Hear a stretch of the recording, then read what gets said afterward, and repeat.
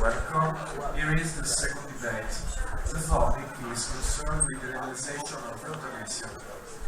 The House of Commons is represented by Natalia from Romania, who will support the hypothetical group, by Isabel from Spain, that will introduce religious issues, and by Sue from Slovakia, that will point out the legal matters.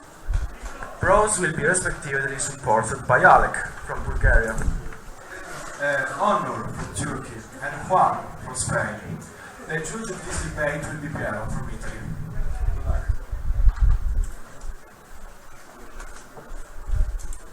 Hello everyone. As we know, the topic of this debate is euthanasia, a very complex and controversial issue, with medical, moral, religious and legal implications. According to the American Heritage Dictionary, euthanasia is the act or practice of ending the life of a person or an animal having a terminal illness or a medical condition that causes suffering perceived as incompatible with an acceptable quality of life, as by lethal injection or the suspension of certain medical treatments. This definition reflects the two main aspects of euthanasia, which can be classified as passive euthanasia, meaning the withholding of common treatments, such as antibiotics, and active euthanasia, involving the use of lethal substances or forces, such as administrating an overdose of sedatives. Euthanasia is sometimes used interchangeably with assisted suicide, which means proving someone with medication or information knowing that the person intends to commit suicide. The only difference between the two is which person performs the final act that kills the patient.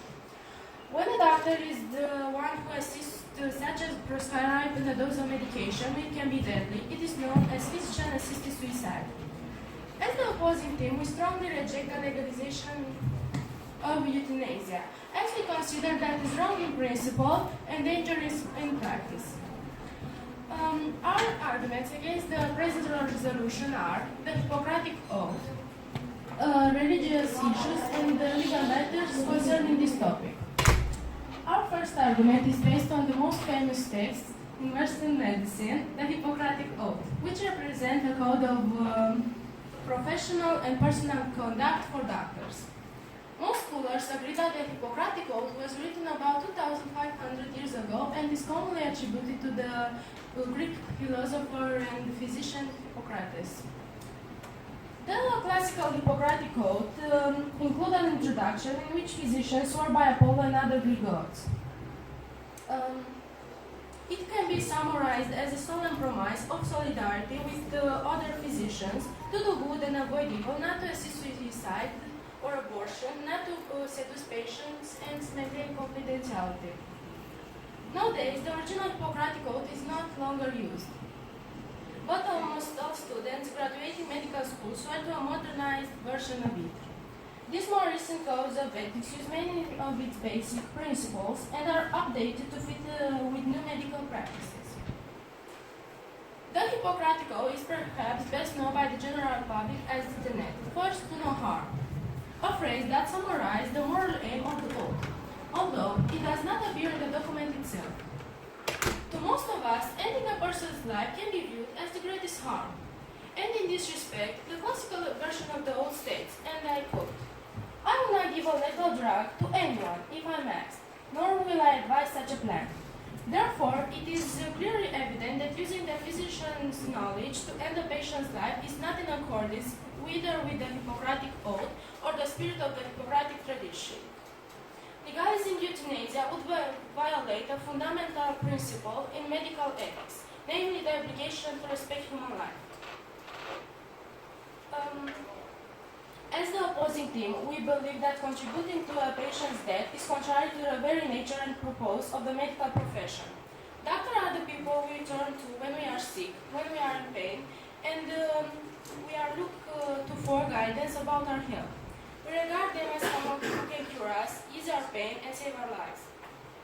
But what do the physicians themselves think about this topic?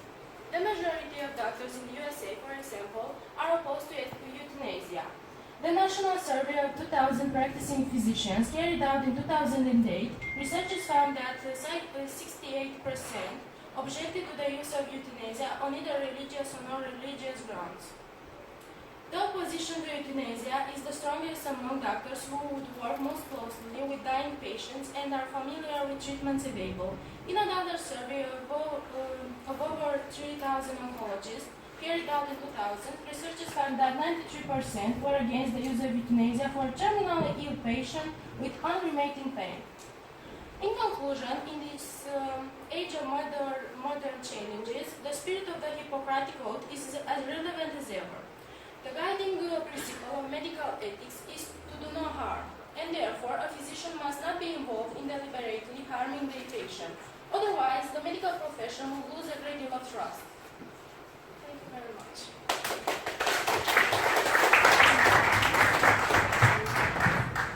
Hello? Well, I see your point. But do you know what exactly euthanasia is? It comes from the Greek word that means good death. Now, euthanasia is the practice of initially killing a patient, ending a life, in order to relieve huge amounts of pain and suffering. Now, it can be described as the painless killing of a person that is suffering from irreversible disease or in a coma.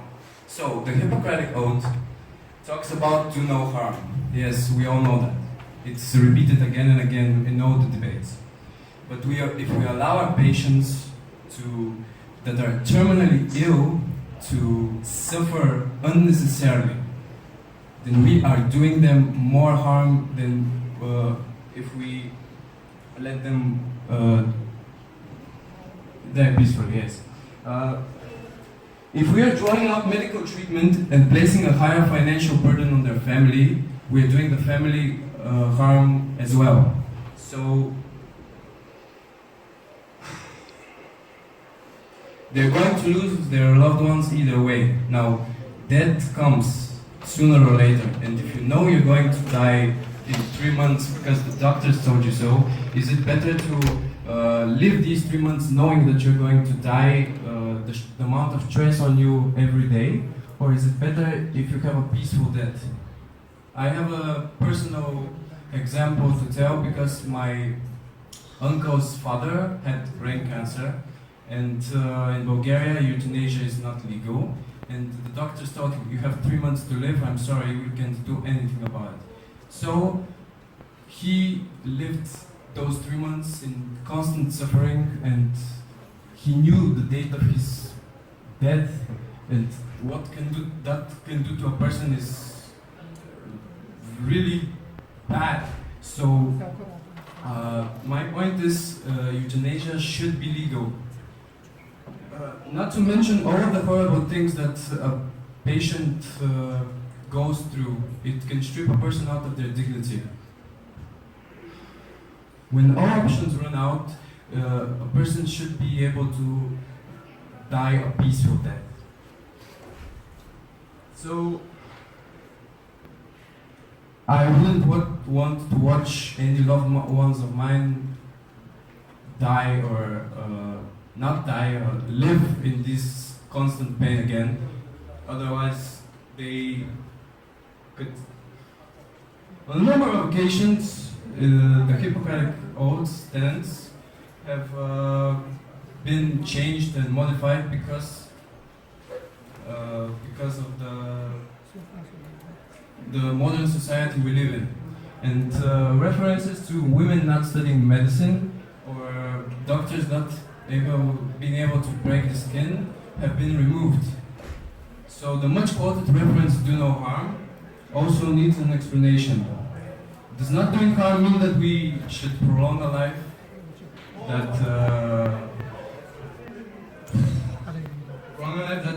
Doing no harm actually means that we should help the patient have a peaceful death. Today's most graduating medical school students swear to some form of the oath, usually a modernized version. Indeed, oath-taking in recent decades has risen to near uniformity, with just 24% of the US medical schools administering the oath in 1921 to nearly 100% today. Yet, paradoxically, even as the modern oath's use has burgeoned, its content has tacked away from the classical oath's basic tenets. According to a 1993 survey of 150 US and Canadian medical schools, for example, only 14% of modern oaths prohibit euthanasia. And we all live in those modern times. In most cases, people look at the Hippocratic Oath's vow to do no harm too literally. They don't look between the lines because they don't want to accept that do no harm doesn't always have to mean the patient's life and can also refer to the overall well-being of said patient. At the time of Hippocrates, there was no prohibition against physician-assisted suicide. So in mainstream Greek medicine, neither the oath nor classical tradition provides a compelling ethical or professional prohibition of physician-assisted suicide. Thank you.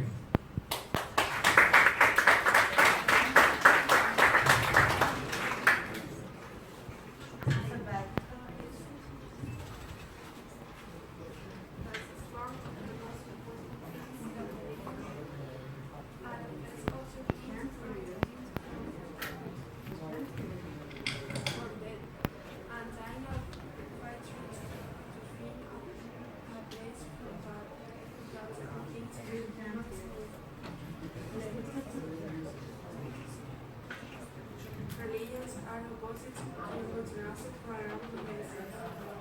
Without a forget spiritually and religion have a control format to recruit into gift schemes by social movements. The school of euthanasia as well as movement control of communities against human life is scary. Human life are expected because good create the humanly should protect and preserve whatever happens to it, not for us to interfere with plans by cementing human life. Human life is expensive. Human beings are made in good imagined, and so to have a special love and is regulated. That below doesn't depend on the quality of a particular life than a life beyond than the present love and dignity, and it's one of life and it's full of fun and sweet.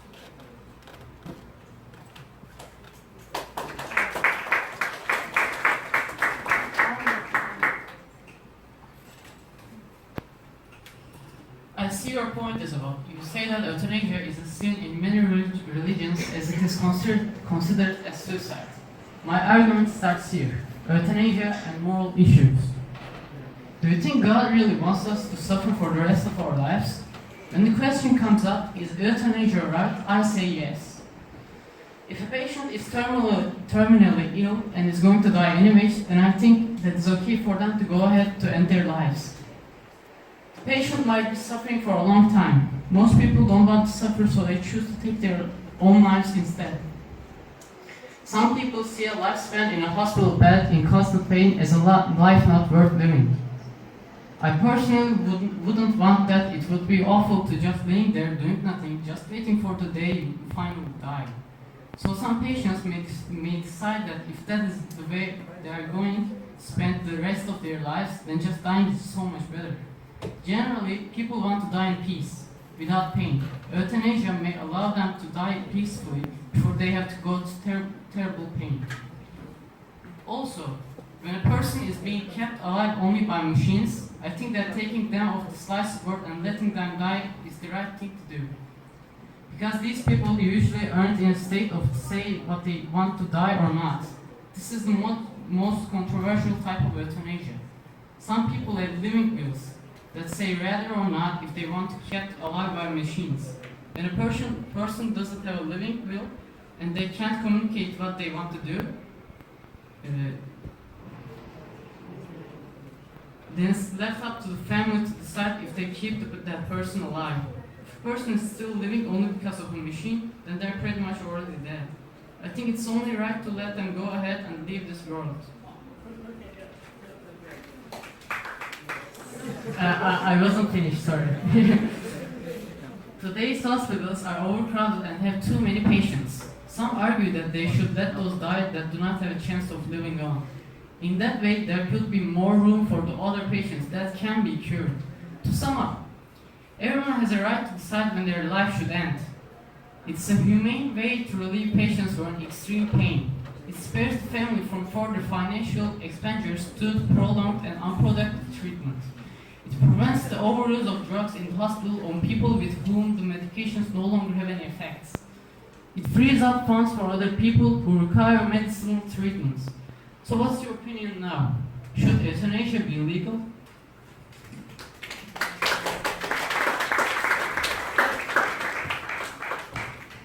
So we all love to help others, and that's alright. We see a boy that fell down on the street, and what do? We help him to stand up back again and cheer him up so he doesn't cry. People study medicine because they want to help people and cure sick. The doctors and the medical science should help the living, of course, and not to let them enter the realm of death. By allowing euthanasia, we would also give the doctors the right to kill. Now I know you're thinking that they would just end someone else's suffering, but no one should ever have the right to kill someone. So while by every moral means, euthanasia should be used to remove the suffering, doctors must never kill their patients. I also disagree with the point when the people want it.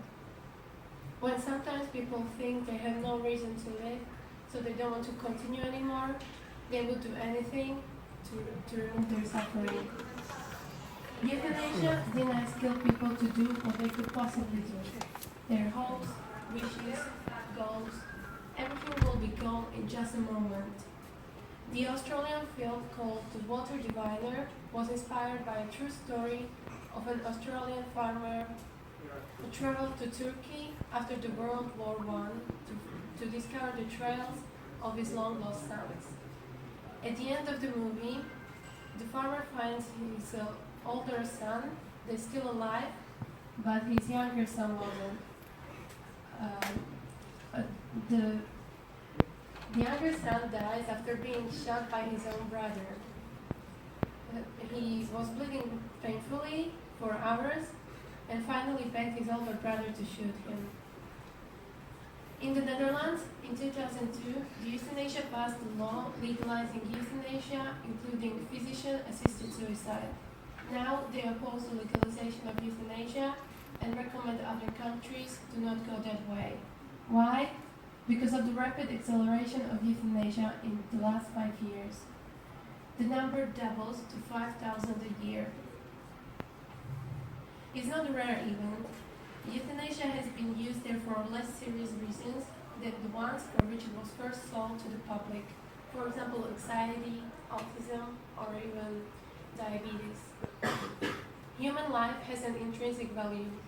However, reduced out of condition, we have a radical dignity from our first breath to our last.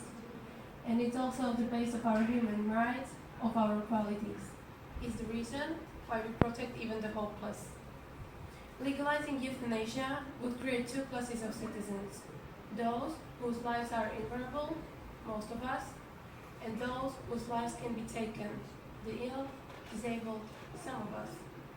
I think the purpose of our lives is to protect the innocent and vulnerable. And that's why I think euthanasia should be prohibited and never used again. People should not end their lives just because they're out of hope. Thank you very much.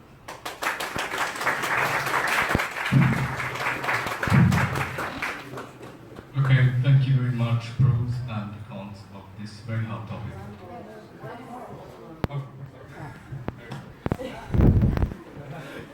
So I'm going to talk about euthanasia, the legal matters too, and I'm going to tell a little story about that.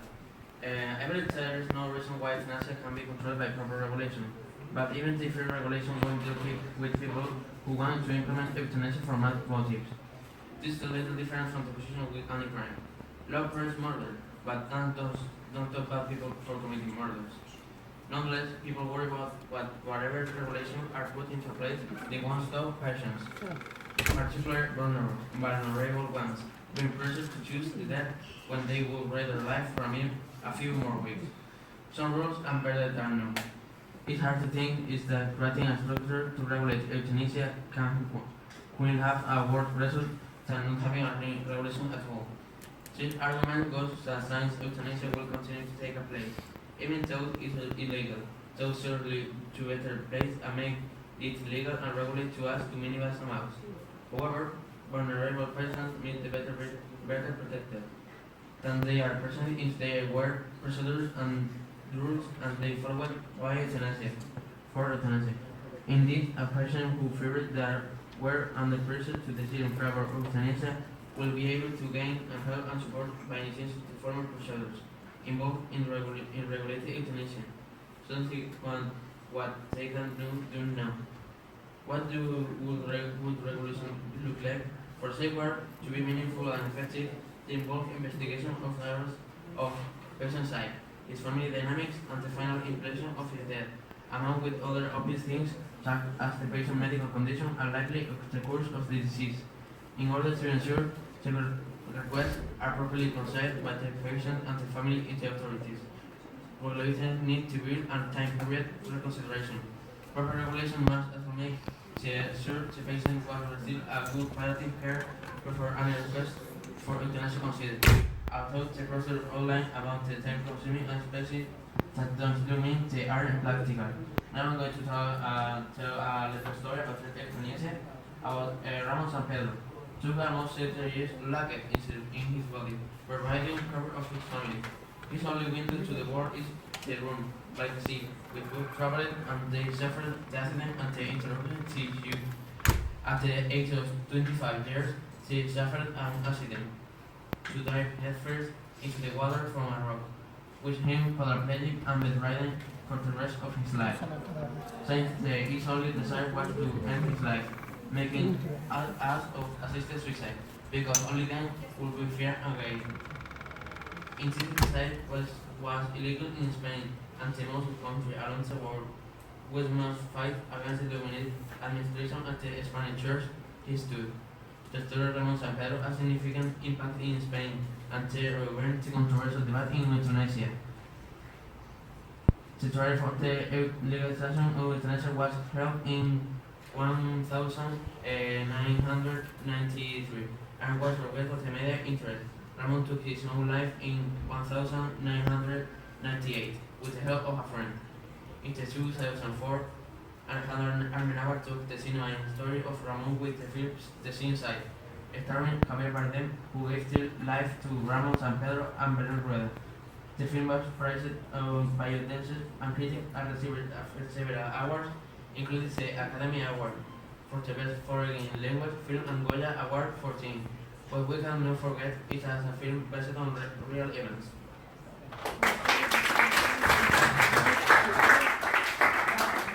Okay, thank you very much, pros and cons of this very hot topic, euthanasia. So practically, I want to start saying that both teams were very convincing by their part, pros and cons. But actually, one team that later on I will declare was more convincing by one time. Considering the fact that euthanasia, by definition in the dictionary, is not death or actually a murder of this human being, but it is considered as a peaceful and harmful way to leave this planet.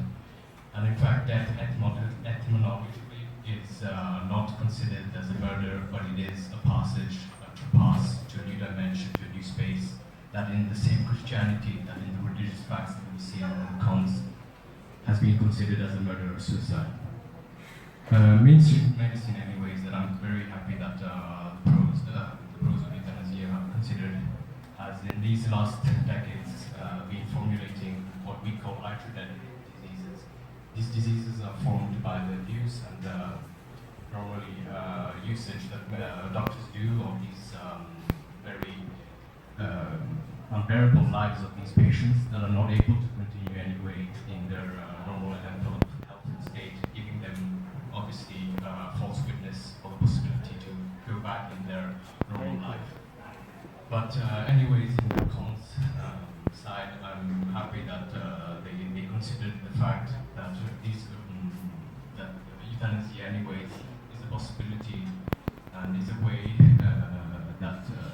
these people may have a right to remain in life and to not give away their presence in this in the world. By the other hand, on the con side, I'm happy that they also considered that in the ancient times, in ancient Christianity or in ancient religion traditions, euthanasia was practiced because of this fact, because of these human beings have been suffering for these endless terming diseases, and because of all these matters that just can't make their life anyways in a healthy state. But I'm just not happy in one fact, because the probe team didn't highlight that some states are in favor of abortion as the suppression of a life that a human being has not asked, because as we know what abortion is, but the same state is not in favor of euthanasia, because euthanasia by itself is the possibility and the request in a direct or indirect way of the person to take an end of his life, because obviously this disease or these diseases have become unbearable and uncurable anyways. So at the end of all these considerations, the team that was more convincing anyways, even though I understand both of them, and I'm personally not in favor or in disfavor of euthanasia, but in the complex, the winners are pros of euthanasia. Thank you.